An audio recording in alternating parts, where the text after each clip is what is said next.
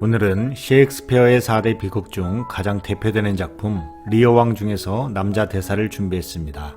아직 리어 왕을 읽지 않은 친구들도 이 영상을 끝까지 보신다면 충분히 대사를 분석하고 연기할 수 있을 것이라고 생각됩니다. 화면을 캡처하신 후에 연습하시면 됩니다. 리어 왕 1막 1장 리어 왕 대사입니다. 리어 왕은 자신의 왕국을 3등분하여 세 딸들에게 나눠주겠다는 리어 왕의 선포로 시작됩니다. 단 조건으로 딸들에게 자신에 대한 사랑과 효성의 고백을 요구합니다. 서로 경쟁하듯 과장하는 첫째 딸과 둘째 딸의 고백에는 흡족해하지만 막내딸 코델리아는 할 말이 없다고 말합니다. 이 장면은 코델리아의 고백에 분노한 리어 왕의 대사입니다.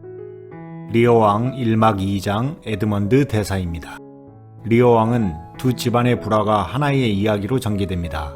첫째는 리어 왕과 세 딸에 대한 이야기며 둘째는 글러스터 백작과 두 아들에 대한 이야기입니다. 이 장면은 글러스터 백작의 혼외 자식 에드먼드의 독백 장면입니다. 에드먼드는 관습에 따라 아무런 유산도 상속받을 수 없음에 붕괴하고 그의 형인 에드거의 유산을 가로챌 계획을 꾸밉니다. 리어 왕 1막 4장 광대 대사입니다. 옛 왕국에는 국왕의 즐거움이 되어주고 말상대가 되어주는 광대가 있었습니다. 광대는 학식과 예술적 재능을 갖추고 있어야 했습니다. 리어 왕도 그런 광대가 있죠. 리어 왕은 두 딸들에게 모든 것을 나눠주고 약속대로 먼저 첫째 딸의 집에 머무르며 지내고 있습니다. 그러나 여기에서 문제가 시작됩니다. 광대는 잘못된 결정을 내린 리어 왕을 꼬집습니다. 리어 왕 1막 4장 리어 왕 대사입니다. 리어 왕은 시종의 수 문제로 첫째 딸 고네릴과 갈등을 빚게 됩니다. 고네릴은 아버지가 거느리는 수행기사들이 자신의 시종들에게 윗사람인 것처럼 행동하는 것을 참을 수 없습니다. 그리고 폭언을 내뱉으며 그 모든 책임을 아버지에게 떠넘깁니다. 리어 왕은 비로소 첫째 딸의 사랑과 효성에 대한 맹세가 거짓이었음을 깨닫게 되고 뒤늦은 후회를 하며 고네릴에게 저주를 퍼붓습니다. 리어 왕 2막 1장 에드먼드 대사입니다. 한편 에드먼드는 가짜 편지를 만들어 아버지 글러스터 백작과 에드거를 갈라놓게 하는데 성공합니다. 에드먼드는 아버지 앞에서는 형을 중상모략하고 형 앞에서는 형을 위하는 척 연기를 합니다. 그러면서도 아버지의 분노의 원인을 형 자신에게서 찾아보라고 조언합니다. 그러나 원인을 알 수 없는 에드거는 그런 에드먼드의 계략에 속아 아버지를 피해 집을 떠나 도망치게 됩니다. 리어 왕 2막 2장 코널 공작 대사입니다. 충직한 신하 켄트 백작은 코델리아를 변호하다가 리어 왕의 미움을 받아 왕국에서 쫓겨나게 됩니다. 하지만 켄트는 변장을 하고 나타나 리어 왕을 돕습니다. 리어 왕은 첫째 딸의 집을 떠나 둘째 딸의 집으로 가기에 앞서 켄트를 먼저 보내 친서를 전하게 합니다. 그러나 켄트는 자신보다 앞서 도착한 고네릴의 시종과 싸움이 붙게 됩니다. 이 장면은 리건의 남편 코널 공작이 싸움의 원인을 켄트에게 몰아가는 대사입니다. 리어 왕 2막 3장 에드거 대사입니다. 이유도 모른 채 도망쳐야 했던 에드거.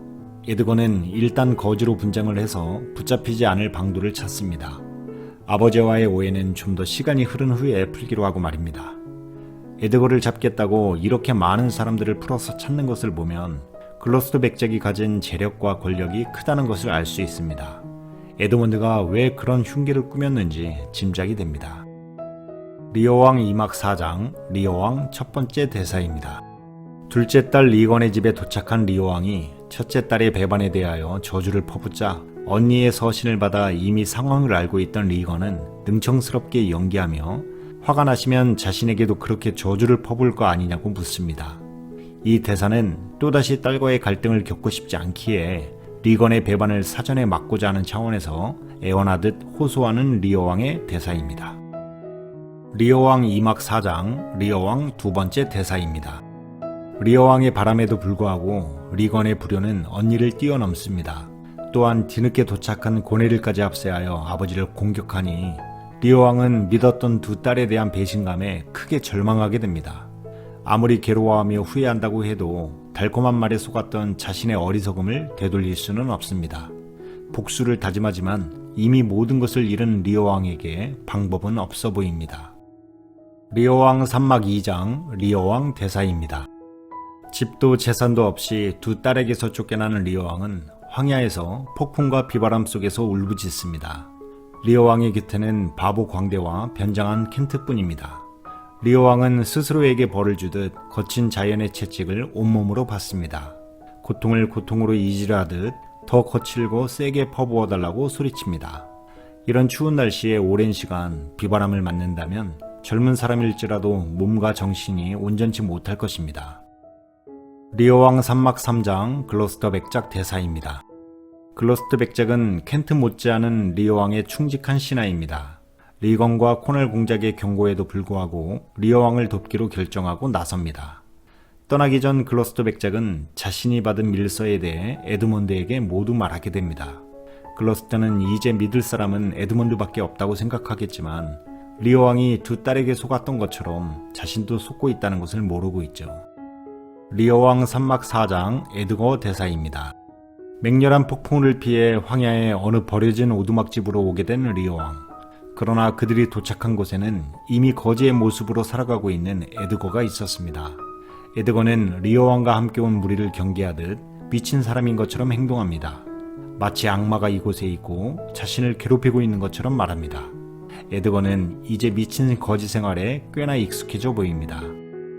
리오 왕 산막 6장 리오 왕 대사입니다.